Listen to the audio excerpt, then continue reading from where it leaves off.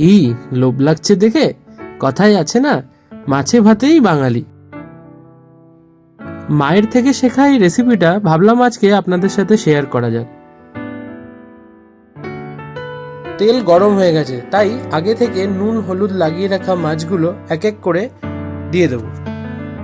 দুদিক ভালো করে ভাজা হয়ে গেলে মাছগুলো তুলে রাখবো। মাছ ভাজার তেলে সামান্য মেথি ফোড়ন দিয়ে কুচনো পেঁয়াজগুলো হালকা করে ভেজে নিয়ে হলুদ গুঁড়ো, লঙ্কা গুঁড়ো, জিরে গুঁড়ো, ধনে গুঁড়ো দিয়ে সামান্য আদা গ্রেট করে একটু জল দিয়ে নাড়তে হবে। মশলাগুলো ভাজা হয়ে গেলেই আর একটু জল দিয়ে ভিজে রাখা মাছগুলো দিয়ে একটু ফুটিয়ে নিতে হবে। 2 মিনিট ফোটার পর আমার মাছের রেসিপি রেডি। এইবার গরম গরম ভাতে সার্ভ করুন আর এনজয় করুন। ঝটপট তৈরি হওয়া এই মাছের রেসিপিটা ভালো লেগে থাকলে অবশ্যই সাবস্ক্রাইব করে দেবেন।